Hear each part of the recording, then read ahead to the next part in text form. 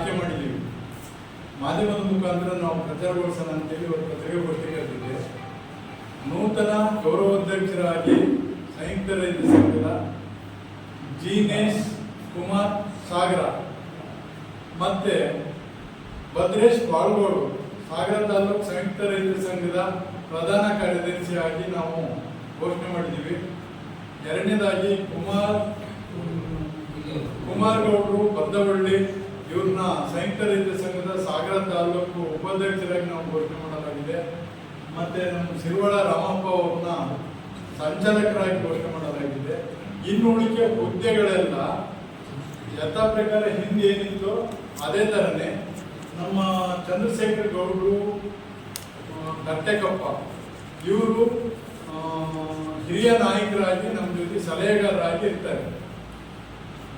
ಮತ್ತೆ ಮುಂದಿನ ದಿನದಲ್ಲಿ ನಾವು ನಮ್ಮ ಸಂಯುಕ್ತ ರೈತ ಸಂಘದ ಅಜೆಂಡಾ ಏನಪ್ಪಾ ಅಂದ್ರೆ ರೈತ ಪರ ಈ ಸಾಮಾಜಿಕ ಪ್ರಜೆಗಳ ಕಷ್ಟ ಎಲ್ಲಿರ್ತೈತೆ ಅವರಿಗೆ ಧ್ವನಿ ಮಾಡಕ್ಕೆ ನಮ್ಮ ಸಂಘಟನೆ ಮುಖಂಡರು ಯಾವುದೇ ಸಂಘಟನೆ ಜೊತೆ ಬೆರ್ತಾಗ್ಲು ಇಲ್ಲಿ ಅವ್ರಿಗೆ ಯಾವುದೇ ಕಟ್ಟುಪಾಡುಗಳಿರಲ್ಲ.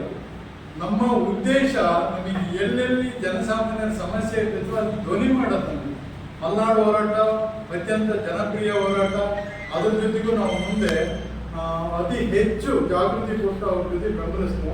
ಇಲ್ಲಿ ಯಾವುದೇ ಏಕ ವ್ಯಕ್ತಿ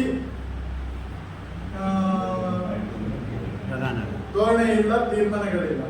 ಎಲ್ಲರೂ ಒಂದೇ ಏಕ ಮನಸ್ಸಿಂದ ನಾವು ಯಾವುದೇ ಕಾರ್ಯಕ್ರಮವನ್ನು ಕೈಗೊಳ್ಳುತ್ತಿನ ಅಂತ ಕೆಲಸ ಮಾಡ್ತೀವಿ.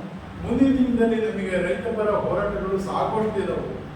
ಇವಾಗ ನಗರಗಳು ಬೆಳೆದ ಬಿಟ್ರೆ ಹಳ್ಳಿಗಳು ನಗರಕ್ಕೆ ಸೇರ್ತಾ ಇದ್ದವು.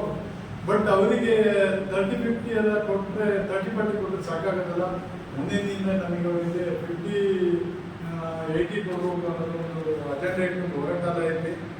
ಬಟ್ ಈ ಸುತ್ತು ಆಯ್ಕೆ ಮಾಡಿದಂಥ ಎಲ್ಲ ನಮ್ಮ ಪಕ್ಷದ ನಾಯಕರಿಗೆ, ರೈತ ಸಂಘದ ಮುಖಂಡರಿಗೆ